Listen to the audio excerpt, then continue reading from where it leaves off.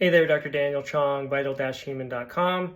Let's listen today to what metabolism expert Ben Bikman has to say about cholesterol and your well-being. People had high cholesterol levels. And isn't that funny? It is one of the most consistent themes of longevity research that the longest lived people have higher cholesterol. And yet we live in a world that hates cholesterol. And the moment cholesterol goes up, we put them on a cholesterol lowering medication. We could be doing the perfectly wrong thing to help these people live longer. Okay, so he's not the first person to talk about this type of thing. There's many studies out there that show a correlation, an apparent correlation between later ages of dying and higher levels of cholesterol versus some people showing death occurring at younger ages and them having lower cholesterol levels. And what people like him don't ever seem to also acknowledge is that there are many chronic health conditions that as they worsen and as the person gets closer and closer to death, for various reasons, cholesterol levels will start to decline. And so when they die, their cholesterol levels may be quite low, but it's not a result, they're not dying as a result of the cholesterol levels going down. Their death, as it's occurring, is resulting in cholesterol levels going down. So there's a big distinction to make that these people aren't doing when they talk like this. High cholesterol. It is a molecule of life. Mitochondria have to have a cholesterol molecule in them in order to work. All sex hormones are built on cholesterol. So absolutely, I would totally agree. Cholesterol level is a molecule necessary for life. If you have zero, you will not live. What, again, people like this don't make any distinction of is that you really don't need very much to live just fine. And there's plenty of genetic-based research to prove that, where people have genetically low cholesterol levels, very low, lower than almost anybody's even able to get to with a drug, and they seem to do fine throughout their lives, live long, they just don't get as much cardiovascular disease. He mentions that it's needed for mitochondria. Absolutely, wouldn't argue with that. Again, the question is how much is needed, and he mentions that it's needed for sex hormones. And again, no recognition for the fact that, number one, you don't need excessively high levels of cholesterol to have these things function optimally in your body. And the other thing that he doesn't ever mention, or people like him don't ever mention, is that all of our cells, every cell in your body that has a nucleus, synthesizes and manufactures its own cholesterol and doesn't typically derive cholesterol from LDL. It's making it on site. Your brain especially makes all of the cholesterol it could ever need. It doesn't get any cholesterol levels or any cholesterol delivery from LDL. So these are important distinctions that people like this don't make, and they just go on these very popular podcast interviews and just continue to spread this information to make people worry about the opposite. They're making people worry about their cholesterol levels being lower or more physiological, like all the other animals, pretty much mammals out there in the world, who have much lower levels than the average American does. And yet they're not, they're essentially making people worry about that versus what they should be concerned about, which is excessive levels. We need LDL. LDL actually helps the body fight infections. So it's also an unsung hero of immunity. So I don't know of any immunologist that would quite call LDL an unsung hero of immunity. There is some connection between, for example, people with very low LDL levels in hospitals seem to be at greater risk for dying of sepsis. That has been seen.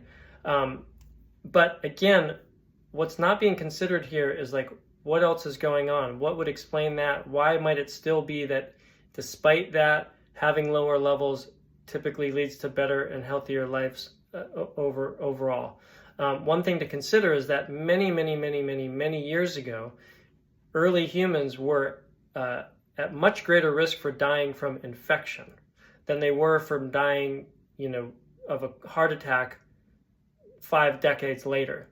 And so it's entirely possible that the human body, in its effort to fight off the most likely causes of death during that time, developed the capacity to do so from as many angles as possible, white blood cells here, LDL there, in an effort to help deal with infections. But the way nature works, so to speak, is that if its goal is to propagate the species, it's not going to care if an adaptation that it makes to being able to fight off an infection, for example, is going to then lead to a heart attack 4 or 5 decades later. By that time, the person will have made babies, helped them grow, and helped propagate the species. So in that type of scenario and situation and environment, who cares if they then die of a heart attack? So that's very likely the explanation here for any connection we see between LDL cholesterol and capacity to fight off infections. These days, there's all kinds of other things that we can do to fight off infections, avoid infections in the first place, etc. We don't need super high levels of LDL to help us do that. We have other options.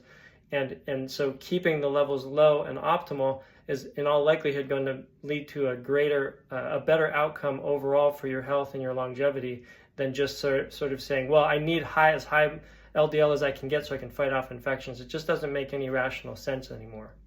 Why are we so obsessed with cholesterol? Why not triglycerides, which is another lipid that can be measured that is far more predictive of who's going to have a heart attack or not?